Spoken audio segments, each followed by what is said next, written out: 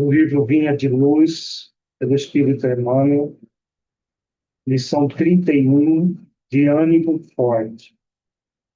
Porque Deus não nos deu o espírito de temor, mas de fortaleza, amor e moderação. Paulo, 2 Timóteo, capítulo 1, versículo 7. Não faltam recursos de trabalho espiritual a todo irmão que deseje erguer-se, aprimorar-se, elevar-se. Lacunas e necessidades, problemas e obstáculos desafiam o espírito de serviço dos companheiros de fé em toda parte. A ignorância pede instrutores. A dor reclama enfermeiros. O desespero suplica orientadores. Onde, porém, os que procuram abraçar o trabalho por amor e servir, com raras exceções, observamos, na maioria das vezes, a fuga, o pretexto, o retraimento. Aqui, há temor de responsabilidade. Ali, receios da crítica. Acolá, pavor de iniciativa, a benefício de todos. Como poderá o artista fazer ouvir a beleza da melodia se lhe foge o instrumento? Nesse caso, temos em Jesus o artista divino, em nós outros, encarnados e desencarnados, os instrumentos dele para a eterna melodia do bem no mundo. Se algemamos o coração ao medo de trabalhar em benefício coletivo, como encontrar serviço feito que tranquilize e ajude a nós mesmos? Como recolher felicidade que não semeamos, ou amealhar dons de que nos afastamos suspeitosos? Onde esteja a possibilidade de sermos úteis, avancemos de ânimo forte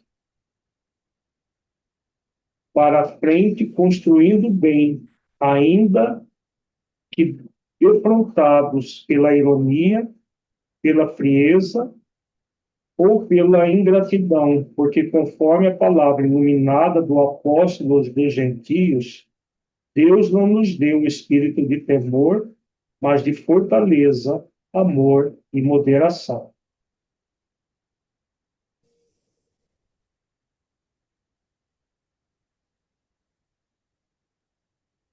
Vamos elevar os nossos pensamentos a Jesus, rogar a Ele que nos abençoe a todos. Mestre, amigo, abençoe-nos, Senhor, em mais esta reunião, que aqui nos encontramos para refletirmos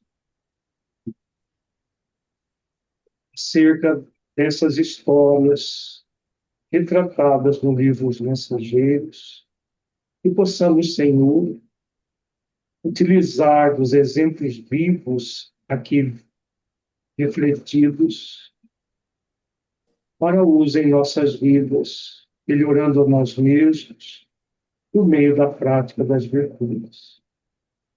Gratidão, Senhor, por todas as oportunidades que a vida nos favorece. Ampare todos nós, toda a humanidade hoje e sempre.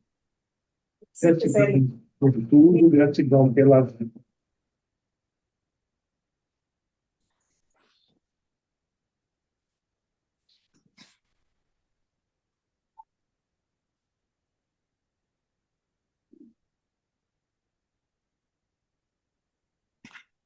Só antes de iniciarmos as reflexões, recado do pessoal da comunicação. Quem tiver alguma dificuldade com a sua imagem, depois sendo publicada no YouTube, feche a câmera porque depois o nosso encontro vai ser postado no canal Paint Play da Federação. Recordando o que nós vimos no nosso encontro passado, nós refletimos no capítulo 4, o caso Vicente, que também médico, se torna companheiro de André Luiz, e vimos que ele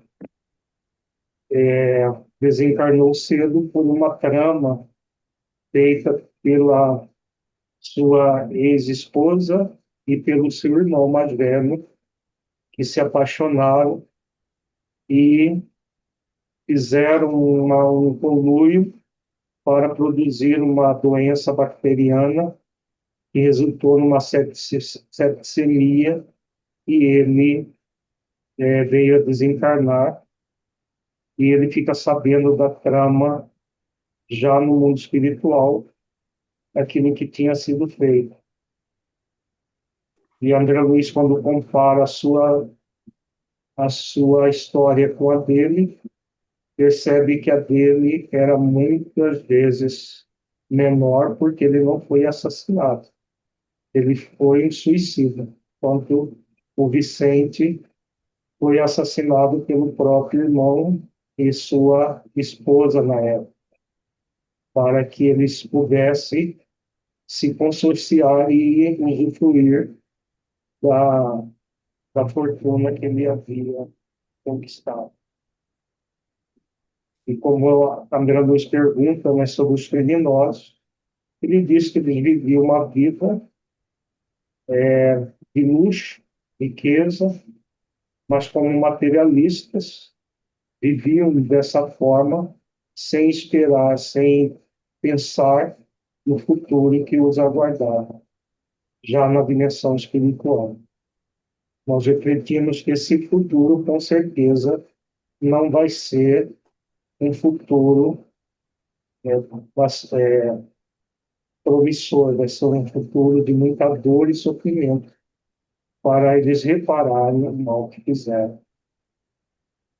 No capítulo 5, ouvindo instruções, nós começamos a refletir sobre as,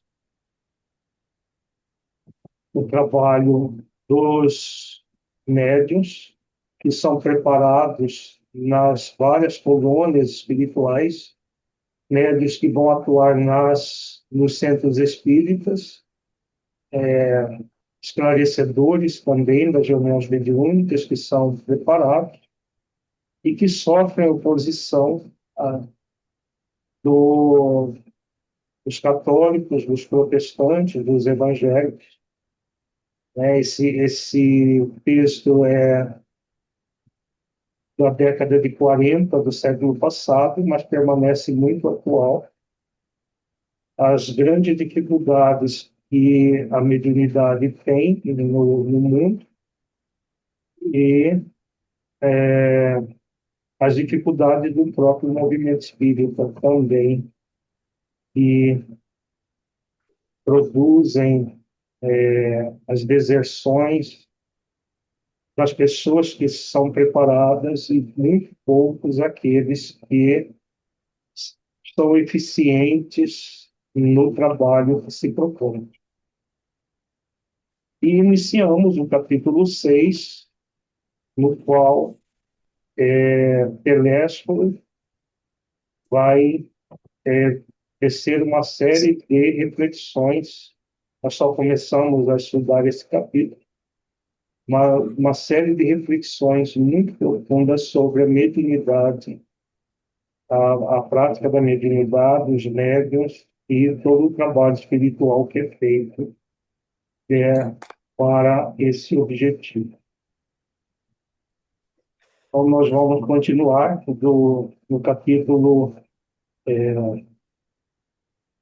do capítulo As Advertências Profundas, capítulo 6, dos Mensageiros.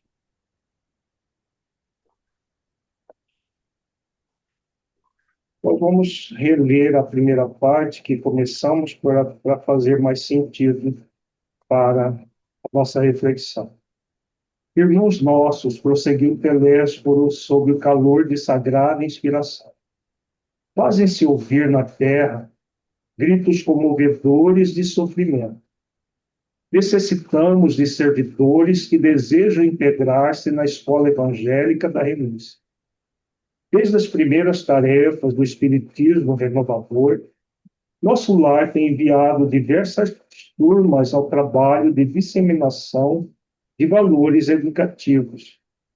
Centenas de companheiros partem daqui anualmente, aliando necessidades de resgate ao serviço redentor.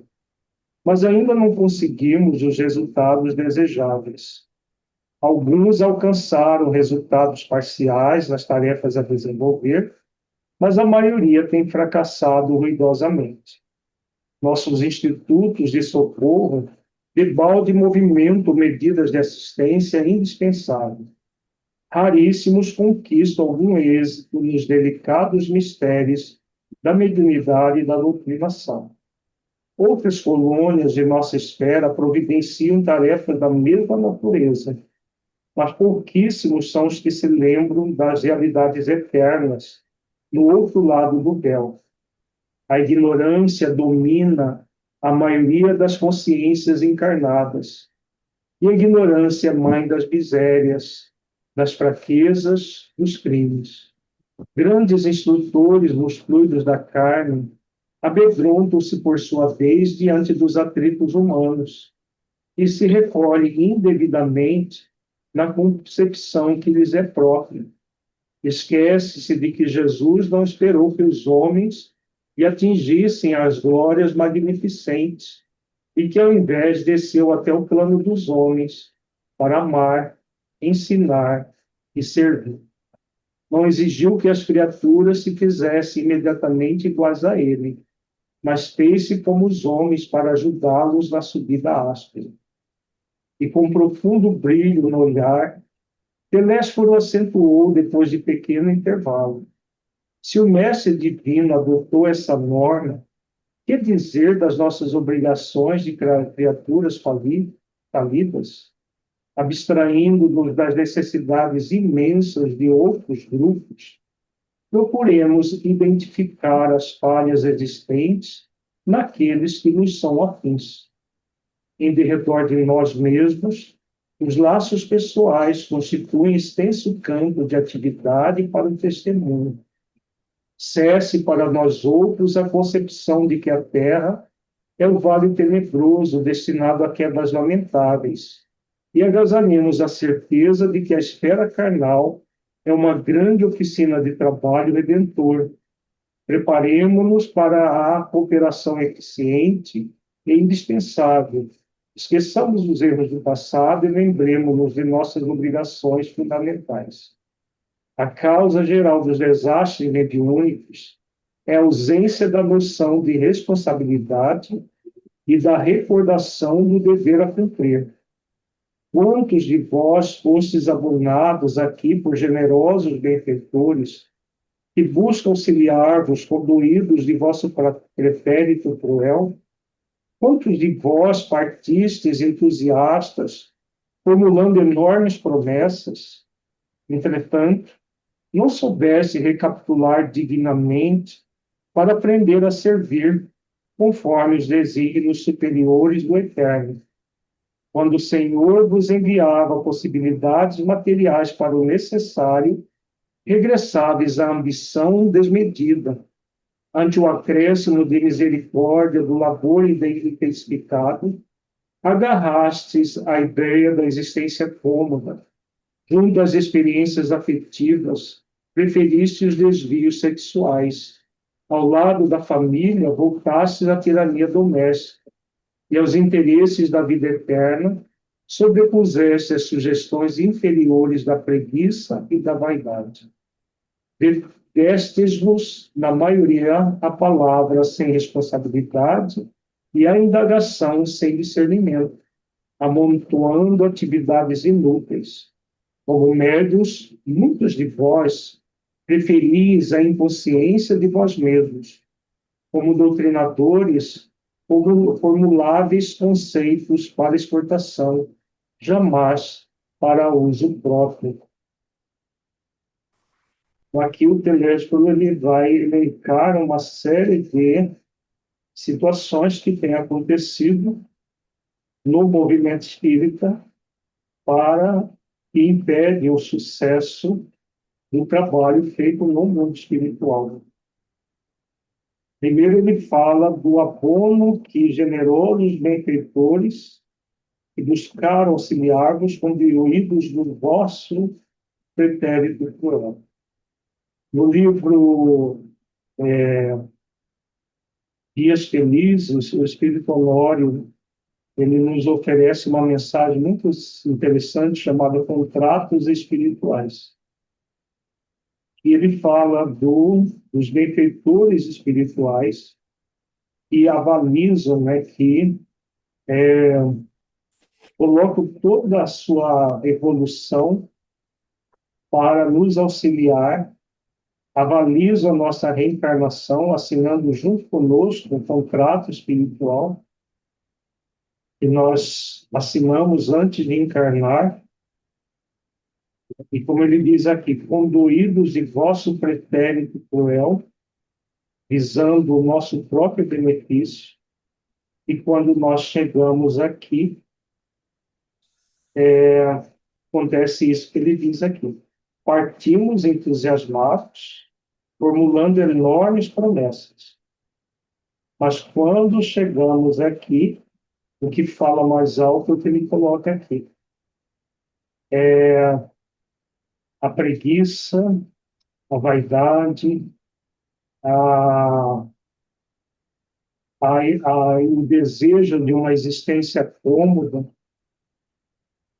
sem o esforço de se viver como espíritos imortais, os desvios sexuais, em vez de experiências afetivas, a tirania doméstica, em vez do exercício do amor, da compaixão na família. E aí o que acontece, né? Tudo aquilo que foi prometido fica em segundo plano. Tudo que foi planejado não é realizado. E ele ainda coloca, né, a palavra sem responsabilidade, a indagação sem discernimento, amontoando atividades inúteis. E aí não quer dizer que não haja prática mediúnica. A prática mediúnica existe.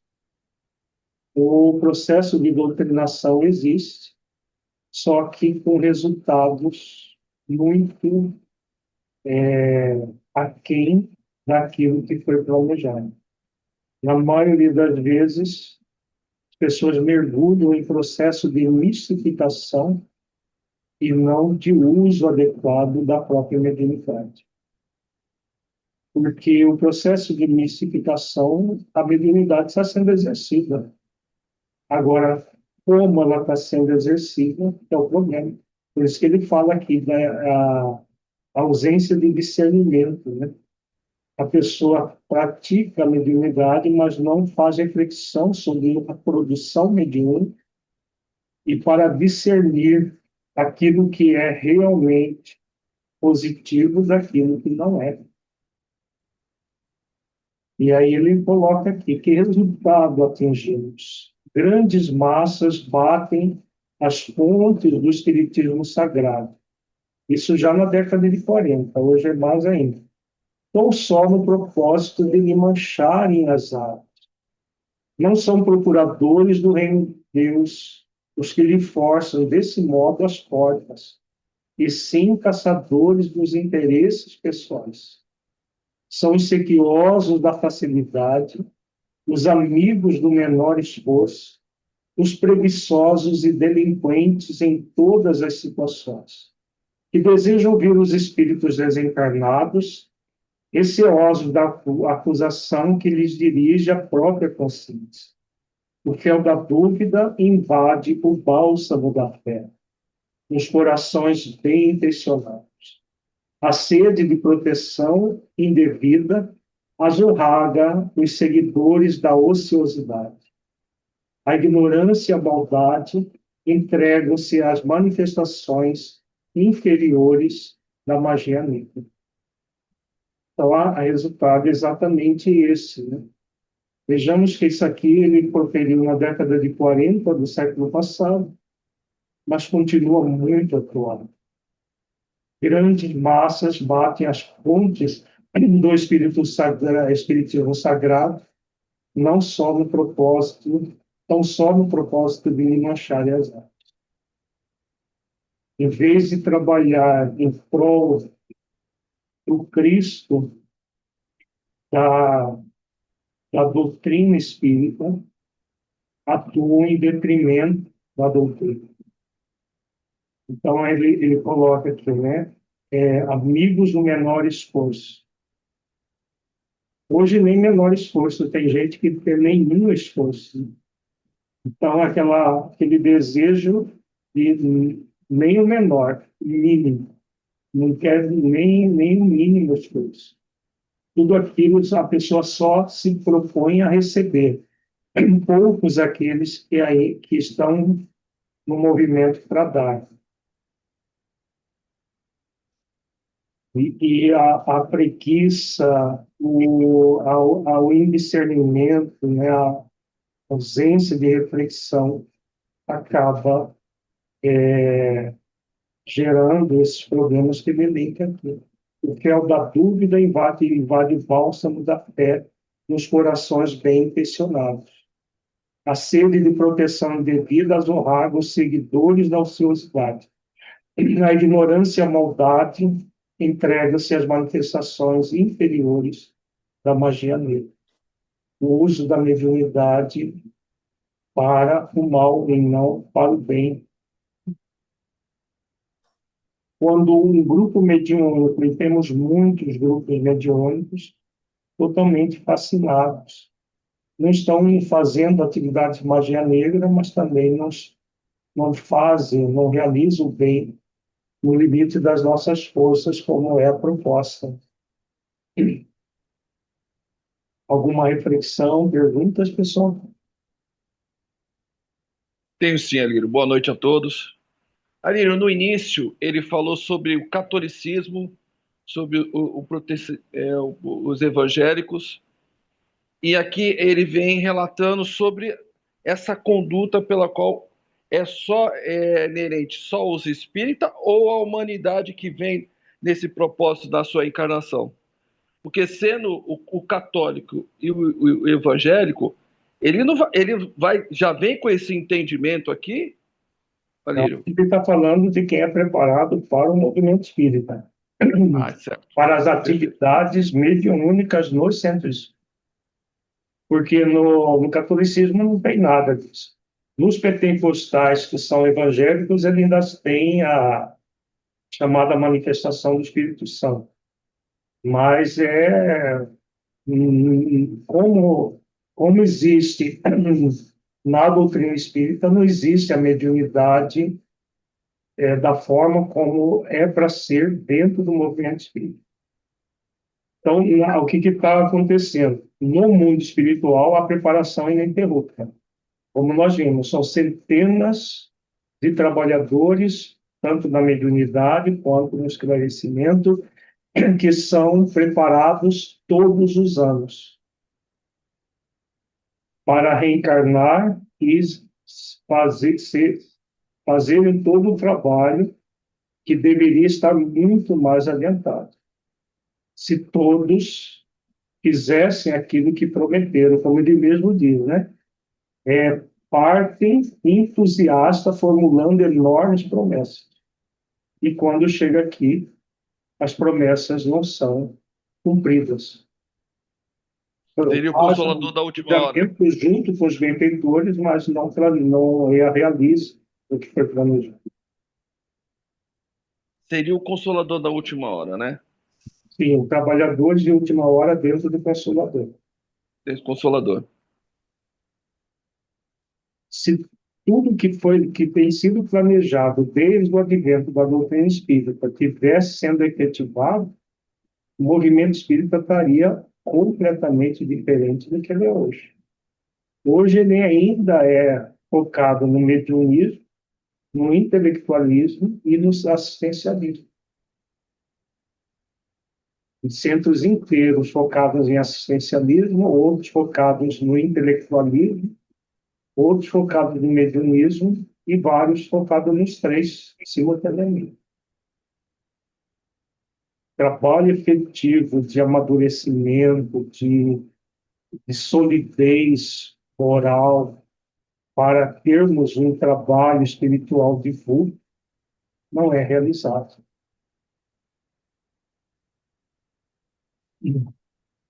Tudo por quê, meus irmãos? Porque não temos sabido defender o sagrado depósito. Por termos esquecido em nossos labores carnais que Espiritismo é revelação divina para a renovação fundamental dos homens. Não atendemos ainda como se faz indispensável a construção do reino de Deus em nós. Esse é o grande problema. E quando Jesus fala, buscai o reino de Deus e a sua justiça, e tudo mais lhe serás acrescentado, o reino de Deus nada mais é do que o desenvolvimento das virtudes para que nós cumpramos as leis que estão na nossa consciência. Isso que é construir o reino de Deus. O que tem acontecido é que a grande maioria não está disposta a construir o reino de Deus dentro de si, porque é trabalhoso. A prática de virtudes dá bastante trabalho. E aí ele reafirma, né? Quando estamos na carne, nós esquecemos que o Espiritismo é revelação divina para a renovação fundamental dos homens, a começar dos próprios espíritas. Se a renovação não começa conosco, como que nós vamos ter a renovação da sociedade como um todo no mundo de regeneração? Se aqueles que mais têm de, de conteúdo para se libertar da ignorância não fazem os esforços para a libertação, então nós temos todas as condições em termos de orientação para superar a ignorância. Mas o que faz a grande maioria? Permanece na ignorância. Na ignorância nos três níveis de ignorância. No não saber, no não sentir e de não vivenciar a verdade. Como ele diz aqui, aqui em cima, sugestões, dando vazão às sugestões inferiores da preguiça e da vaidade. Ainda tem muita gente que acha que basta frequentar o centro uma vez por semana, já está quites com a questão religiosa, trazendo um atavismo de outras religiões, e que é isso mesmo. Toma o seu passe, assiste a palestra, toma o seu passe e vai para casa. Mas não muda em nada dentro de si mesmo.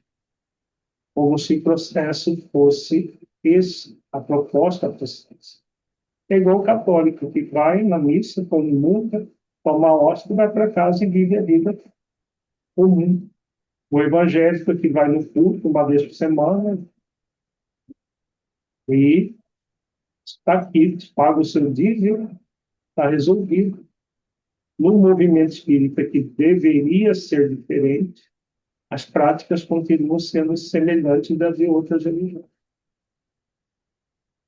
A grande maioria não adentra no sentido profundo da própria doutrina nas nossas vidas. Então, refletir essas orientações nesse critério, né? Qual que é o sentido da doutrina espírita na minha vida, do espiritismo na minha vida, para atender, né, essa proposta da construção do reino de Deus dentro de si mesmo. Cada um fazendo todos os esforços para essa construção.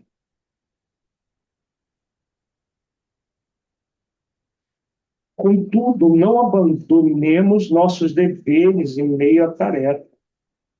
Voltemos ao campo, retificando as semeaduras. O Ministério da Comunicação vem incentivando esse movimento renovador. Necessitamos de servidores de boa vontade, leais ao espírito da fé. Não serão admitidos os que não desejarem conhecer a glória oculta da cruz do testemunho. Nem atende aqui os que se aproximem com objetivos diferentes. Aqui estamos todos, companheiros da comunicação, endividados com o mundo, mas esperançosos de êxito em nossa tarefa permanente. Levantemos o olhar. O Senhor renova diariamente nossas benditas oportunidades de trabalho. Mas para atingirmos os resultados precisos, é imprescindível sejamos seguidores da renunciação ao inferior. Nenhum de nós, dos que aqui nos encontramos, está livre do ciclo de reencarnações da crosta. Todos, portanto, somos sequiosos de vida eterna. Não olvidemos, desse modo, o Calvário de Nosso Senhor, convictos de que toda saída dos planos mais baixos deve ser uma subida para a esfera superior. E ninguém espere subir espiritualmente sem esforço, sem suor e sem lágrimas. Então, essa aqui é a questão, né? A lei de misericórdia nunca cessa a ação dessa lei. Então, estão sempre renovando. Não funcionou, nova leva de espíritos são preparados, e pelo que nós estamos vendo no movimento, desde a década de 40, estão vindo centenas e centenas de trabalhadores que não têm feito o trabalho. Em 2026, tudo o que ele está dizendo aqui continua acontecendo, né? Continua dessa forma. Poucos aqueles que realmente são servidores de boa vontade. Como ele diz aqui, necessitamos de servidores de boa vontade e leais ao espírito da fé. Com certeza, continua havendo muita gente partindo entusiasmados antes de reencarnar. Mas a hora que chega no trabalho, efetivamente, ainda são poucos os que se dispõem a realizar o que foi programado. Nesse momento, cessou a preleção de Telésforo. Antes disso, essa última frase aqui é muito significativa. Ninguém espere subir espiritualmente sem esforço, sem suor, sem lágrimas. Não é possível. Num planeta de expiações e provas, realizar o bem, fazer esforços para se tornar uma pessoa mais virtuosa, não se faz sem esforço, sem muito suor e muitas lágrimas. Nesse momento, cessou a preleção de Telésforo, que abençoou a Assembleia, mostrando o olhar infinitamente brilhante e aceitando em seguida o braço de Aniceto para afastar-se. Depois, debaixo de profunda impressão em face das incisivas declarações do instrutor, observei que numerosos circunstantes choravam em silêncio.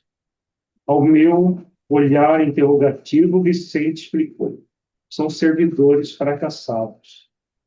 Nesse instante, Telésforo e nosso orientador postaram-se junto de nós. Duas senhoras de grave fisionomia, aproximaram-se respeitosamente, e uma delas dirigiu-se a Niceta em Mestérios. Desejávamos o obséquio de uma informação concernente à próxima oportunidade de serviço que será concedida ao Otávio. O Ministério prestará esclarecimentos, respondeu o interpelado atencioso. Todavia, tornou a interlocutora, ousaria reiterar-lhe pedido. É que Marina, grande amiga nossa, casada na terra há alguns meses, prometeu-me cooperação para auxiliá-lo. E seria muito de meu agrado localizar agora meu pobre filho em novos braços maternais. Aniceto esboçou um gesto de compreensão, sorriu e esclareceu sem afetação. Convém não estabelecer o plano por enquanto, porque, antes de tudo, precisamos conhecer a solução do processo de médios fracassados, em que está ele envolvido. Somente depois, mesmo, volvi os olhos para o Vicente, sem ocultar a surpresa. Mas enquanto as senhoras se retiravam conformadas, Aniceto dirigia-nos a palavra. Tenho serviços imediatos em companhia de Telésforo. Deixo-os a todos em estudo e observações aqui no centro de mensageiros. Retirou-se Aniceto com os maiores, e um companheiro declarou alegremente: podemos conversar. Nosso orientador explicou-me Vicente Solis. Considera trabalho útil toda conversação sadia que nos enriqueça os conhecimentos e aptidões para o serviço. Pelas nossas palestras construtivas, portanto, receberemos também a remuneração devida à cooperação normal. Olha que interessante, né? A conversação sadia é considerada trabalho, lá na Polônia. Curioso e surpreendido, indaguei. E se eu tentasse voltar aos assuntos inferiores da Terra, esquecendo a conversação edificante? Vicente sorriu e refutou. O prejuízo seria seu, porque aqui a palavra define o espírito. E se você fugisse à luz da palestra instrutiva, nossos orientadores reconheceriam sua atitude imediatamente, porquanto sua presença se tornaria desagradável e seu rosto se cobriria de sombra indefinível. Olha que interessante, né? Se isso acontecesse na Terra, né, no encarnado, a maioria ficaria. Então, no mundo espiritual, realmente não é possível enganar. No mundo físico, tem gente que se especializa na arte de enganar, né? Mas no mundo espiritual é impossível. Então, a presença da pessoa se tornaria desagradável, seu rosto se cobriria de sombra indefinível. Se, em vez de conversação sadia, fosse conversações interiores. Vamos agora para a queda de Otávio. Muito interessante esse caso de médiuns fracassados. Aliás, tem vários casos aqui neste livro de mediunidade fracassada. A queda de Otávio. A ausência de Aniceto deu ensejo a palestras interessantes. Formaram-se grupos de conversação amiga. Impressionado com as senhoras que haviam solicitado providências para Otávio, pedi a Vicente me apresentasse a elas. Não que me provesse curiosidade menos digna, mas desejo de alcançar novos valores educativos sobre a tarefa mediúnica que a palavra de Telésforo me fizera sentir em tons diferentes. O amigo atendeu de boa mente. Em breves momentos, não me achava tão só à frente das irmãs Lisaura e Isabel, mas do próprio Otávio, um pálido senhor que aparentava 40 anos. Também sou principiante aqui, expliquei. E minha condição é do médico falido.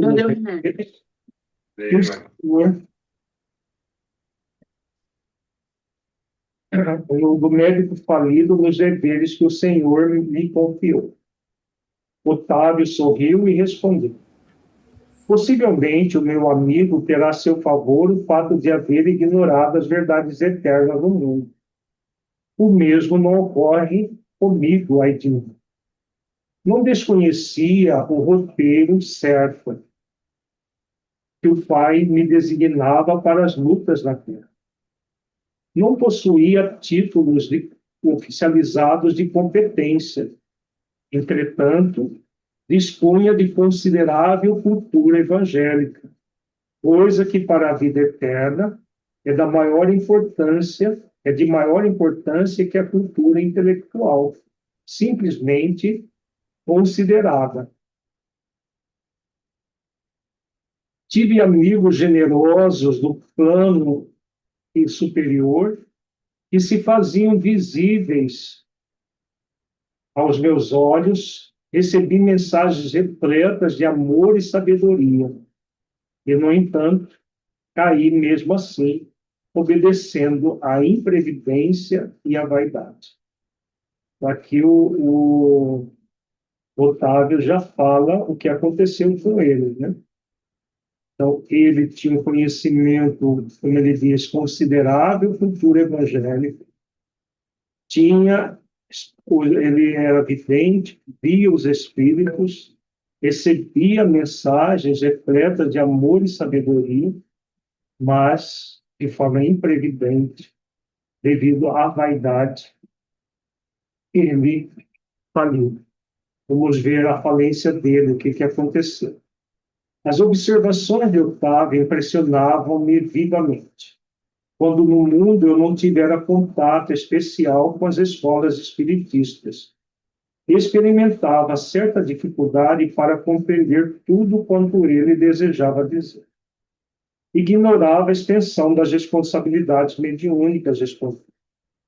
As tarefas espirituais tornou o interlocutor algo acabrunhado. Ocupam-se de interesses eternos. Daí a enormidade de minha falta. Os mordomos de bens da alma estão investidos de responsabilidades pesadíssimas. Os estudiosos, os crentes e simpatizantes do campo da fé podem alegar ignorância e inibição. Todavia, os sacerdotes não têm desculpa. É o mesmo que se verifica na tarefa mediúnica. Os aprendizes ou beneficiários nos tempos da revelação nova podem referir-se a determinados impedimentos, mas o missionário é obrigado a caminhar com um patrimônio de certezas tais que coisa alguma o exonera das culpas adquiridas. Aqui o termo missionário não na acepção lato sensu, né? E não estrito sensu. Estrito sensu é condição de Allan Kardec. Lato sensu, o senso mais amplo, é todo aquele que tem uma tarefa. Não é espírito evoluído. No caso do Otávio, ele tinha uma missão como médium, uma tarefa mediúnica. Ele poderia ser exitoso ou fracassar. No caso dele, ele fracassou. Um espírito ainda em condição mediana. E quem assistiu o livro o filme Nosso Lar 2, ele foi transformado num obsessor, né? Horrível. Deturparam totalmente o livro de Mensageiro. Eu nunca vi uma deturpação de uma obra ainda chamada de Nosso Lar 2. O Nosso Lar 1 já teve algumas deturpações, menos ruins. Mas o choro de Lísias na desencarnação, da reencarnação da mãe dele foi absurdo. Não sei se vocês lembram, no Nosso Lar 1, Lísia chora desbragadamente. Aí quando a Luiz vai consolar, você está falando isso porque não é sua mãe que está reencarnando, a mãe dele já tinha reencarnado antes. Um diálogo que nunca apareceu no Nosso Lar. Agora, o Nosso Lar 2, ele diz que é baseado em Mensageiros. Foi terrível, porque O Otávio, ele foi um médico fracassado, não foi um obsessor. Ele virou um obsessor no filme. Infelizmente, fizeram isso, mas não sei por quê. Porque dá para fazer um filme sendo fiel à obra. Precisa de deturpar. Mas é uma... Fazem isso que é a licença poética. Eu não concordo que isso é licença poética. Você deturpar uma obra e colocar um espírito que pode ser que nem esteja reencarnado, que ainda esteja desencarnado, ou colocá-lo como um obsessor sem ele nunca não ter tido essa condição. Ah, continuando aqui. Mas meu amigo, perguntei a Saz, impressionado, que teria motivado o seu martírio moral, modo tão consciente de si mesmo, tão superiormente informado sobre as leis da vida, que me custa acreditar se encontre necessitado de novas experiências nesse capítulo. Ambas as senhoras presentes mostravam estranho brilho no olhar, enquanto Otávio respondia. Relatarei minha queda. Verá como perdi maravilhosa oportunidade de elevação. E após mais longa pausa, continuou gravilente. Depois de contrair dívidas enormes na esfera carnal no outro tempo, vim bater às portas de nosso lar, sendo atendido por irmãos dedicados que se revelaram incansáveis para comigo.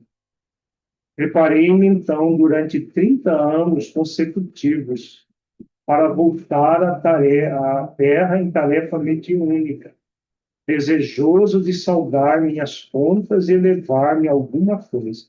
Veja bem, ele se preparou 30 anos consecutivos. Então, 30 anos é um tempo considerável para aprender a servir. Não faltaram lições verdadeiramente sublimes, nem estímulos santos ao meu coração imperfeito. O Ministério da Comunicação favoreceu-me com todas as facilidades, e, sobretudo, 6 entidades amigas movimentaram os maiores recursos em benefício do meu êxito. Técnicos do auxílio acompanharam-me à terra nas vésperas do meu renascimento, entregando-me um corpo físico rigorosamente sadio. Segundo a magnanimidade dos meus benfeitores daqui, ser-me-ia concedido certo trabalho de relevo na espera de consolação às criaturas. Permaneceria junto das falanges de colaboradores encarregados do Brasil, animando-lhes os esforços e atendendo a irmãos outros ignorantes, perturbados ou infelizes. O matrimônio não deveria entrar na linha de minhas cogitações. Não que o casamento possa colidir com o exercício da mediunidade, mas porque meu caso particular assim o exigia. Nada obstante solteiro, deveria receber aos 20 anos os 6 amigos que muito trabalharam por mim em nosso lar, os quais chegariam ao meu círculo como órfão. Meu débito para com essas entidades tornou-se muito grande, e a providência não só constituiria agradável resgate para mim, como também garantia de triunfo pelo serviço de assistência a elas, o que me preservaria o coração de leviandades e vacilações, porquanto ganha-pão laborioso me compeliria a não aceder às sugestões inferiores nos domínios do sexo e das ambições incontidas. Ficou também acertado que minhas atividades novas começariam com muitos sacrifícios, para que o possível carinho de outrem não amolecesse a minha fibra de realização, e para que se não escravizasse minha tarefa a situações caprichosas do mundo. diante dos desígnios de Jesus, e, sobretudo, para que fosse mantida a impessoalidade do serviço. Mais tarde, então, com o correr dos anos de edificação, me enviariam de nosso lar socorros materiais cada vez maiores, à medida que fosse testemunhando renúncia de mim mesmo, desprendimento das posses efêmeras, desinteresse pela remuneração dos sentidos, de maneira a intensificar progressivamente a semeadura de amor confiada às minhas mãos. Tudo combinado, voltei, não só prometendo fidelidade aos meus instrutores, como também hipotecando a certeza do meu devotamento às 6 entidades amigas, a quem muito devo até agora. Que planejamento, né? Um planejamento reencarnatório maravilhoso, né? Vejamos, preparou-se no estudo durante 30 anos. Teve auxílio diretamente dos técnicos do auxílio, teve auxílio dessas 6 entidades amigas e se prontificaram a reencarnar para ajudá-lo no seu trabalho. Obteve um corpo saudável para o trabalho, tinha a programação da solitude na encarnação, até para desenvolver valores que a solitude gera, mas a solitude no campo afetivo, mas teria a companhia dos 6 amigos espirituais que viriam para a companhia dele como filhos adotivos. Na verdade, 3 deles eram meio-irmãos dele e 3 filhos de uma madrasta dele. E seria não só uma ajuda para ele, mas também um resgate dos débitos que ele tinha com essas 6 entidades, que reencarnariam, claro, estariam também trabalhando pelo seu próprio progresso espiritual, mas ajudando sobretudo a ele. E a dificuldade financeira no primeiro momento, e depois os recursos que a providência divina providenciaria para ele na continuidade. É feito para a programação reencarnatória, o contrato espiritual é assinado, a pessoa vem, no caso dele, prometendo fidelidade aos instrutores. E aí o que acontece? Vamos ver. O Távio, nesse momento, fez uma pausa mais longa, suspirou profundamente e prosseguiu. Mas ai de mim que olvidei todos os compromissos. Os benfeitores de nosso lar localizaram-me ao lado de verdadeira serva de Jesus. Minha mãe era espiritista cristã desde moça, não obstante as tendências materialistas de meu pai, que era, todavia, um homem de bem. Aos 13 anos, fiquei órfão de mãe, e aos 15 começaram para mim os primeiros chamados da esfera superior. Por essa ocasião, meu pai contraiu segundas núpcias, e apesar da bondade e cooperação que a madrasta me oferecia, eu me colocava num plano de falsa superioridade a respeito dela. Em vão, minha genitora endereçou do invisível apelos sagrados ao meu coração. Eu vivia revoltado, entre queixas e lamentações descabidas. Meus parentes conduziram-me a um grupo espiritista de excelente orientação evangélica, onde minhas faculdades poderiam ser postas a serviço dos necessitados e sofredores. Entretanto, faltavam-me qualidades de trabalhador e companheiro fiel. Minha negação em matéria de confiança nos orientadores espirituais e acentuado pendor para a crítica dos atos alheios compeliu-me a desagradável estacionamento. Então, vejamos que o que gerou o problema para o Otávio. Ele vivia num estado que a gente chama de estado de reclamação, né? Ele vivia entre queixas e lamentações descabidas. Tem muita gente que opta por viver dessa forma. Nada satisfaz. Tudo a pessoa reclama, reclama, lamenta, reclama, queixas, tornando a vida dela um verdadeiro inferno. É claro que a pessoa que vive assim, ela torna a vida dos outros também um inferno.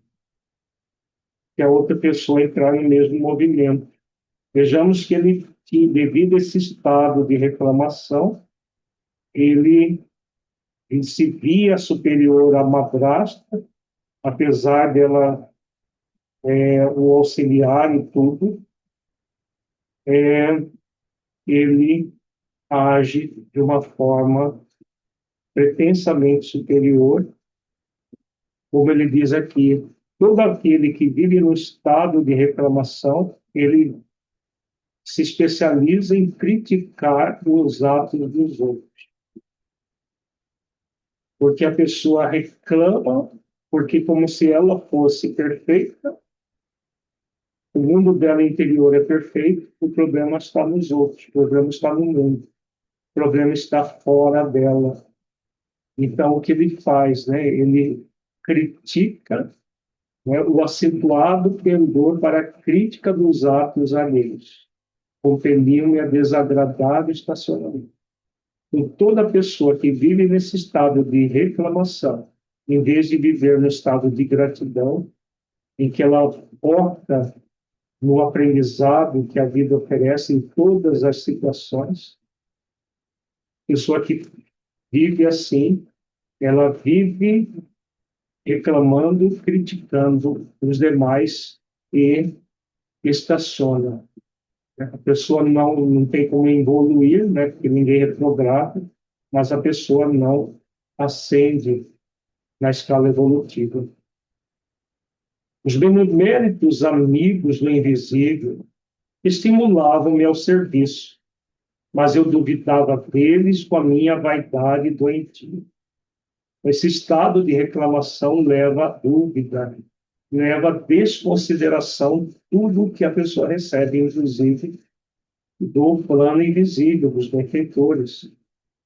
E como prosseguissem os apelos sagrados, por mim interpretados como alucinações, procurei um médico que me aconselhou experiências sexuais. Então, aqui provavelmente um médico com visão psicanalista da vida, que tudo é problema sexual, materialista, provavelmente com uma visão psicanalista, aconselha experiências sexuais para, entre aspas, se livrar das alucinações. Mas ele sabia muito bem que não eram alucinações. Como ele foi educado pela mãe que era espírita desde moça, ele tinha conhecimento da vida espiritual. Como ele foi levado para um centro espírita bem formado, bem dirigido, ele também sabia dessa realidade. Mas preferiu viver no mundo, né?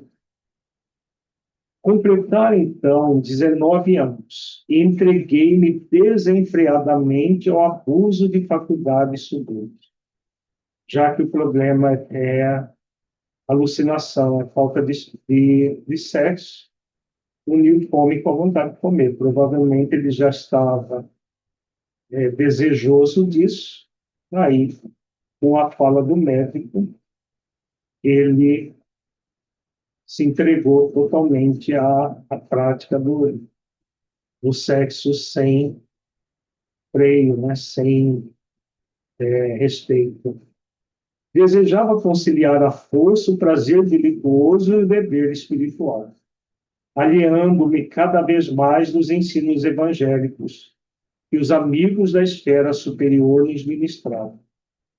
Tinha pouco mais de 20 anos quando meu pai foi arrebatado pela morte. Com a triste ocorrência, ficavam na orfandade 6 crianças desfavorecidas, porquanto minha madrasta, ao se consorciar com meu genitor, lhe trouxera para a tutela 3 pequeninos. Em vão, implorou-me socorro a pobre viúva. Nunca me dignei a aceitar os encargos redentores que me estavam destinados. Após 2 anos de segunda viuvez, minha desventurada madrasta foi recolhida a um leprosário. Afastei-me, então, dos pequenos órfãos tomados de horror. Abandonei-os definitivamente, sem refletir que lançava meus credores generosos de nosso lar a destino incerto. Então, os 6 espíritos benfeitores que o auxiliaram no processo antes da reencarnação, na educação antes, que reencarnaram para auxiliá-lo, ele simplesmente abandona, porque a madrasta se tornou, contraiu hanseníase, né, chamado lepra naquela época, e ele abandona as 6 crianças. Em seguida, dando largas à ociosidade, cometi uma ação menos digna e fui obrigado a casar-me pela violência. Mesmo assim, porém, persisti os chamados do invisível, revelando-me a inesgotável misericórdia do Altíssimo. Ou seja, depois de tudo isso, a lei de misericórdia atuando, os benfeitores ainda o assistiam, buscando que ele mudasse a atitude, né? Contudo, à medida que eu olvidava meus deveres, toda tentativa de realização espiritual figurava-se-me mais difícil. E continuou a tragédia que inventei para meu próprio tormento. A esposa que me ligara tão somente por apetites inconfessáveis era criatura muito inferior à minha condição espiritual e atraiu uma entidade monstruosa em ligação com ela para tomar o papel de meu filho. Então, como o casamento não estava programado para a existência dele, mas por abuso do próprio sexo, ele, naquela época aqui, quando engravidava uma moça considerada de família por ser virgem, era obrigado a casar a ponta do revólver, né? Provavelmente o pai da moça o ameaçou, né, como ele fala aqui, né, foi obrigado a casar, e não estava programado, então ele atraiu uma pessoa que estava vinculada a ele simplesmente pelo sexo. Não havia afeto nessa relação. Desejo era só de sexo.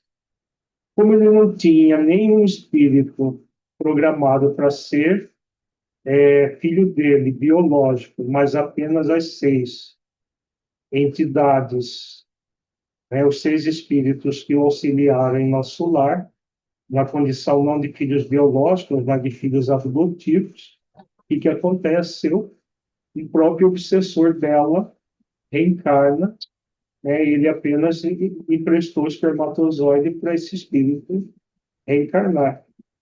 Aí ele fala, atraiu a entidade monstruosa em ligação com ela e ela para tomar o papel do meu filho. Eleguei à rua 6 carinhosas crianças. 3 eram meio-irmãos dele e 3 filhos apenas da madrasta. Mas os 6 benfeitores espirituais. cuja convivência concorreria decisivamente para minha segurança moral, mas a companheira e o filho, ao que me pareceu, incumbiram-se da vingança, atormentaram-me ambos até o fim da existência, quando para que regressei, mal tendo completado 40 anos, roído pela sífilis, pelo álcool e pelos desgostos, sem nada haver feito para o meu futuro eterno, sem construir coisa alguma no terreno do bem. Vejamos que, apesar disso, ele retorna como suicida,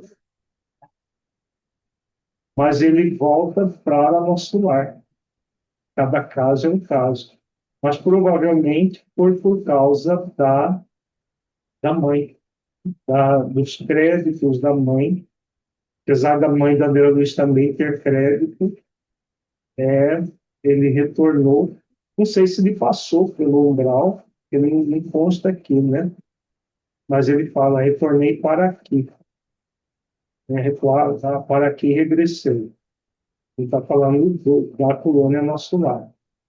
Enxugou os olhos úmidos e concluiu, como vê, realizei todos os meus condenáveis desejos, menos os desejos de Deus. Foi por isso que fali, agravando antigos débitos. Nesse instante, calou-se como se alguma coisa invisível lhe constringisse a garganta. Abracei-o com simpatia fraternal, ansioso de proporcionar estímulo ao coração. Mas Dona Isaura aproximou-se mais, acariciou-lhe a fronte e falou: Não chores, filho. Jesus não nos falta com a bênção do tempo. Tem calma e coragem. Identificando-lhe o carinho, meditei da bondade divina que faz ecoar o cântico sublime do amor de mãe, mesmo nas regiões de além-lante. Na verdade, nós somos todos irmãos de humanidade, né? Mas quando o espírito se torna mãe transitoriamente de outro espírito, essa vinculação, né, perdura. E mesmo desencarnados, a Isaura estava fazendo o papel de mãe. Mas ele preparou 30 anos para esse compromisso. Ficou apenas 40 anos no corpo e praticamente não fez nada do que havia prometido. Acho que no próximo capítulo fala sobre o Otávio, que o Otávio não passou pelo grau. Vamos ver aqui. Desastre de Acelino. Ia dirigir-me ao Otávio novamente quando alguém se aproximou e falou ao ex-médico, com voz forte: Não chore, meu caro. Você não está desamparado. Além disso, pode contar com devotamento materno. Vivo em piores condições, mas não me faltam esperanças. Sem dúvida, estamos em bancarrota espiritual. No entanto, é razoável aguardarmos, confiantes, nosso novo empréstimo de oportunidade do tesouro divino. Deus não está pobre. Voltei-me surpreendido e não reconheci o recém-chegado. Dona Isaura fez o obséquio das apresentações. Estávamos diante de Acelino, que partilhara a mesma experiência. Citando o Cristo, Otávio sorriu e advertiu: Não sou um criminoso para o mundo, mas sou um falido para Deus e para nosso lar. Sejamos, porém, lógicos, evitou Acelino, parecendo mais encorajado. Você perdeu a partida porque não jogou, e eu a perdi jogando desastradamente. Tive 11 anos de tormento nas zonas inferiores. Sua situação não reclamou esse drástico. Nota do eleitor, equivalente à medida drástica, o recurso drástico. Mesmo assim, confio na providência. Então, aqui tem a informação que o Otávio realmente não passou pelas zonas inferiores. como o Acelino fala, ele não exerceu a mediunidade, faliu não na tarefa mediúnica em si, mas pela ausência dela. Praticamente viveu para o mundo. Isso provavelmente foi o atenuante dele, apesar de ter voltado como suicida. Muito parecido com o caso de André Luiz, porque ele teve a sífilis, só não teve o câncer que André Luiz teve. Mas ele teve a sífilis, tinha o alcoolismo também, né? Ele falou, roído pela sífilis, pelo álcool e pelos desgostos.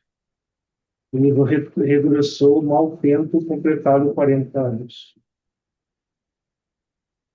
Nesse instante, interveio Vicente acrescentando: cada um de nós tem a experiência que lhe é própria, nem todos ganham nas provas terrestres. E voltando-se de modo especial para mim, aduziu: quantos de nós, os médicos, perdemos lamentavelmente na luta? Depois de concordar, trazendo à baila o meu próprio caso, objetei: seria, porém, muitíssimo interessante conhecer a experiência de Acelino. Teria sofrido o mesmo acidente de Otávio? Creio de grande aproveitamento penetrar essas lições. No mundo não compreendia bem o que fossem tarefas espirituais, mas aqui a nossa visão se modifica. Há que cogitar do nosso futuro eterno. Acelino sorriu e obtemperou. Minha história é muito diferente. A queda que experimentei apresenta características diversas e, a meu ver, muito mais graves. E, atendendo-nos à expectativa, prosseguiu narrando. Também parti de nosso lar, no século findo, após receber valioso patrimônio instrutivo dos nossos assessores. Segui enriquecido de bênçãos. Uma de nossas beneméritas ministras da comunicação presidiu em pessoa as medidas atinentes à minha nova tarefa. Não faltaram providências para que me felicitassem a saúde do corpo e o equilíbrio da mente. Após formular grandes promessas aos nossos maiores, parti para uma das grandes cidades brasileiras em serviço de nossa colônia. O casamento estava em meu roteiro de realizações. Ruth, minha devotada companheira, incumbir-se-ia de colaborar comigo para melhor desempenho das tarefas. Cumprida a primeira parte do programa, aos 20 anos, fui chamado à tarefa mediúnica, recebendo enorme amparo dos benfeitores invisíveis. Recordo ainda a sincera satisfação dos companheiros do grupo doutrinário. A vidência, a audiência, a audição e a psicografia que o Senhor me concedera por misericórdia constituíam decisivos fatores de êxito em nossas atividades. A alegria de todos era inexcedível.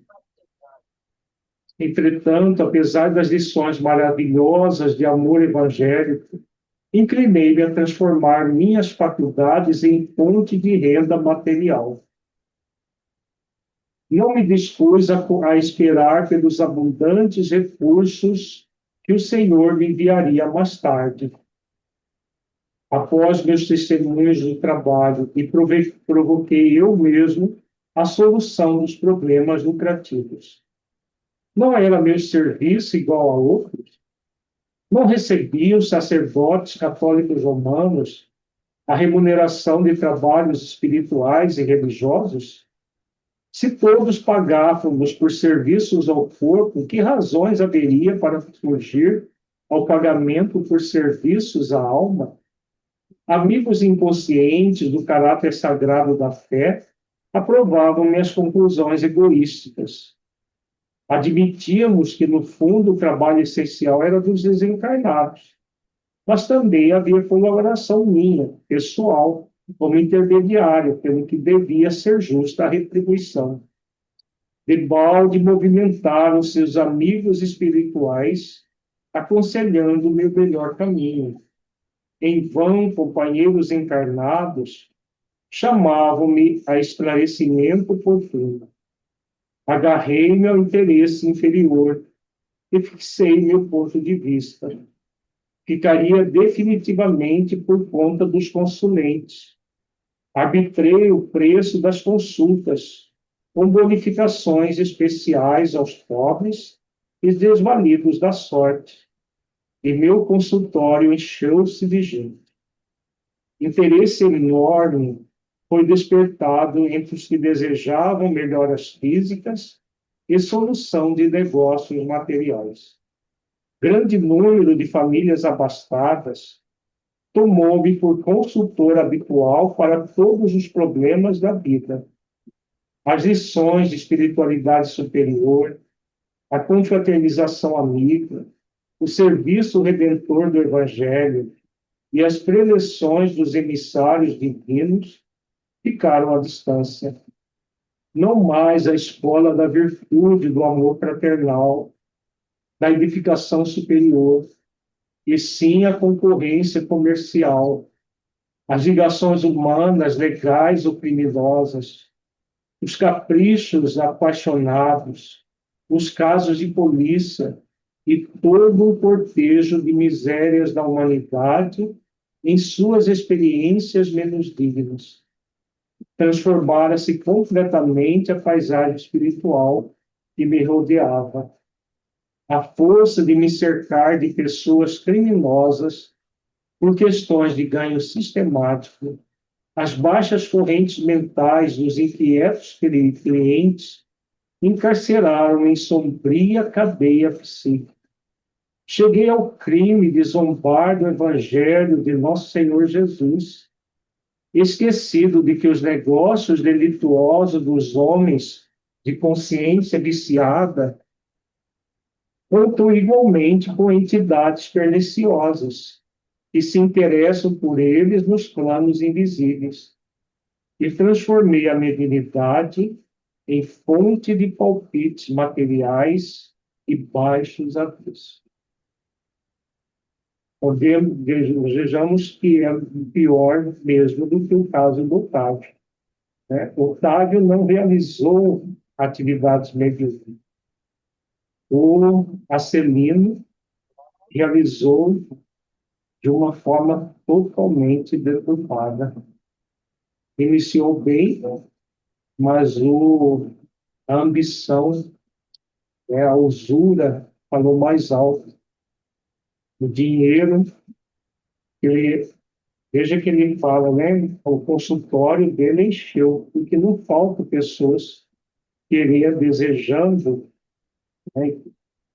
Ainda hoje, se uma pessoa tem mediunidade, monta um consultório para dar, entre aspas, orientações espirituais, o consultório lota rapidinho de pessoas querendo pagar muito dinheiro para obter, entre aspas, as orientações. Como ele diz aqui, né, cheguei ao crime de zombar do Evangelho do Nosso Senhor Jesus, esquecido de que os negócios delituosos dos homens de consciência viciada contam igualmente com entidades perniciosas que se interessam por eles nos planos invisíveis. A mediunidade é a mesma. Agora, o tipo de espíritos que se manifestam por meio de médiuns como Acelino são completamente diferentes.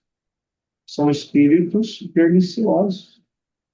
E aí, em vez de, como ele falou, né, da confraternização, em torno do Evangelho, do socorro aos infelizes, por dinheiro, ele se lança esse tipo de atividade. Nesse momento, os olhos do narrador cobriram-se de súbita vermelhidão, estampando-se de fundo horror nas pupilas, como se estivesse revivendo atrozes dilacerações. Porque o que acontece nesse caso? Ele passou todos esses anos vinculado a esses espíritos de ordem inferior. A mediunidade tem a ver com o quinto, o sexto e o sétimo chakra. O quinto chakra é o chakra da verdade, que nos convida a compreender a verdade. O sexto chakra é o chakra da inspiração. E o sétimo, da transcendência. O quinto chakra nos convida a exercitar a virtude da verdade. Verdade que nos liberta. Conhecereis a verdade nos libertará. Vejamos que Acelino conhecia a verdade. O que ele faz com a verdade? Ele despreza a verdade. Despreza a verdade para abusar da verdade, da mediunidade, não da verdade, abusar da mediunidade, enganando a si mesmo e aos outros. Isso tem um peso enorme para isso.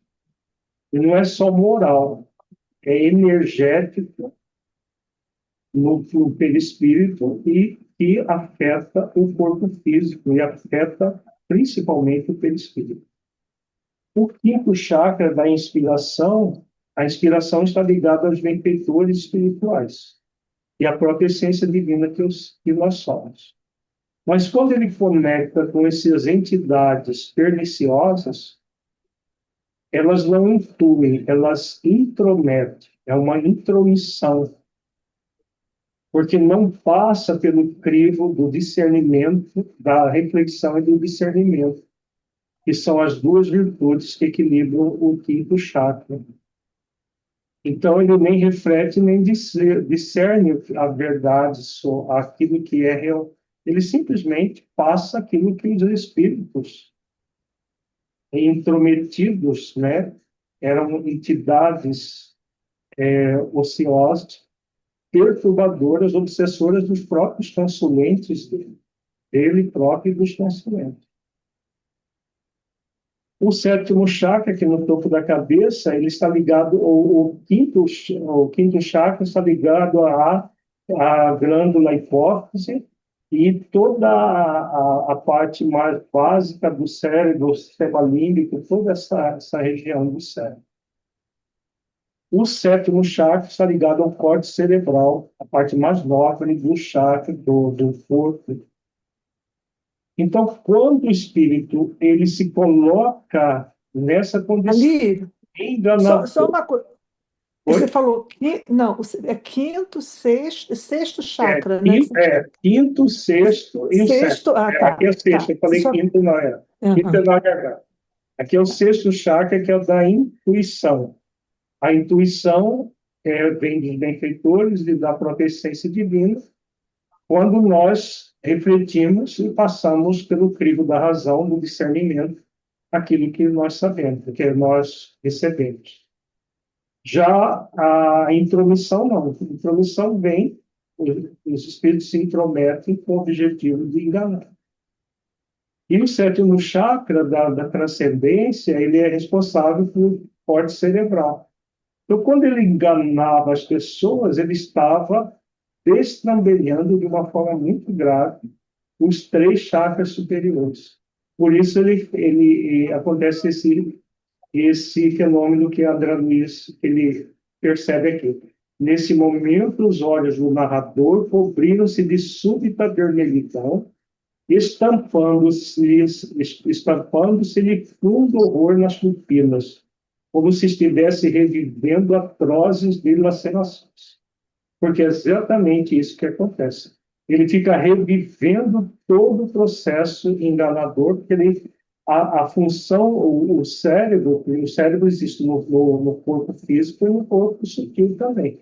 O cérebro no perispírito. Ele destrambelhou, os chakras são órgãos do perispírito, destrambelhou a função desses três chakras, principalmente. Claro que os três de base e o quarto também entram em desequilíbrio, mas eles estão ligados mais os outros sistemas do corpo. Esses três últimos aqui a região da garganta e o cérebro. Vamos concluir aqui rapidamente, nós já temos alguns minutos, mas a morte chegou, meus amigos, e arrancou-me a fantasia, prosseguiu mais grave. Desde o instante da grande transição, a ronda escura dos consulentes criminosos que me haviam precedido no túmulo rodeou-me a reclamar palpites e orientações de natureza inferior. Queriam notícias de cúmplices encarnados, de resultados comerciais, de soluções atinentes a ligações clandestinas. Gritei, chorei, implorei, mas estava algemado a eles por sinistros elos mentais, em virtude da imprevidência na defesa do meu próprio patrimônio espiritual. Durante 11 anos consecutivos, expiei a falta entre eles, entre o remorso e a amargura. Então, quando cada pessoa que ele enganava, ele criava uma ligação forte com essa pessoa.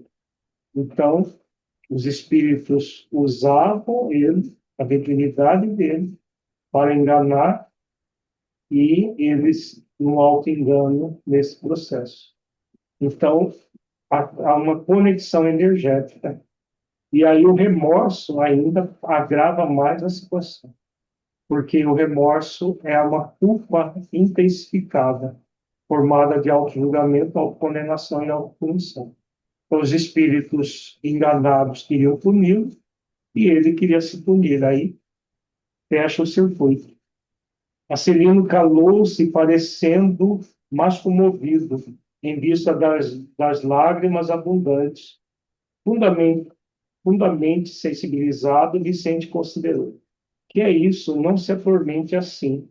Você não cometeu assassínios, nem alimentou a intenção deliberada de espalhar o mal. A meu ver, você enganou-se também, como tantos de nós. Marcelino, porém, enxugou o pranto e respondeu: não fui homicida nem ladrão vulgar.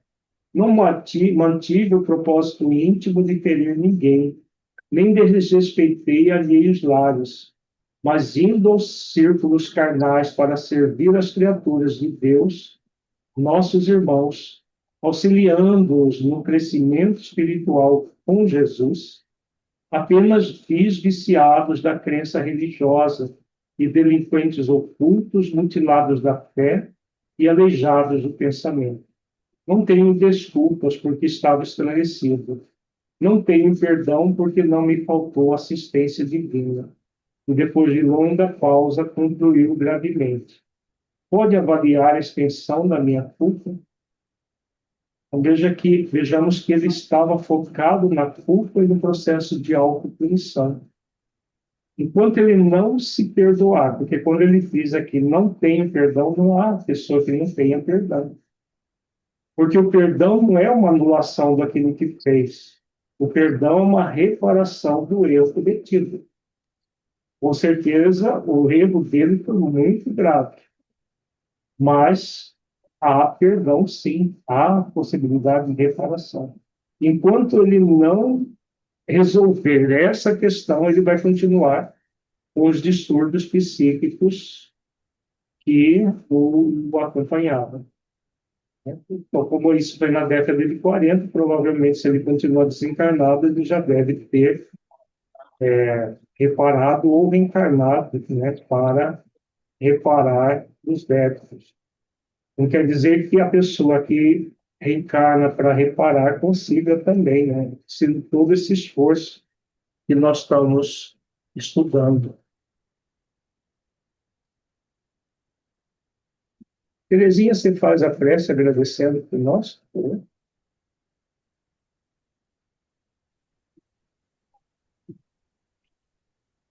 Ai, vamos unir os nossos corações, cheios de gratidão, por esse momento especial de nosso estudo e mais um livro do André Luiz, onde gotas de ensinamentos nos foram doados com fidelidade, para que possamos, juntos, analisar e pensar em nossas próprias vidas e os caminhos que estamos escolhendo. E Jesus, nosso Mestre e Guia, que nos consola todos os dias, todos os momentos, lance a sua luz, a sua ternura, a sua misericórdia, para que cada um de nós possamos seguir o caminho, cumprindo a missão que viemos cumprir. Que haja perdão dentro de nós, por nós mesmos, e por todos aqueles que entram em nosso caminho e nos ofendem. Sejamos misericordiosos como Jesus o foi. Gratidão ao Mestre Alírio, que tão gentilmente e com o coração tão aberto nos ajuda pouco a pouco a buscar esses ensinamentos para aprendermos juntos o caminho para a porta estreita. Gratidão, gratidão.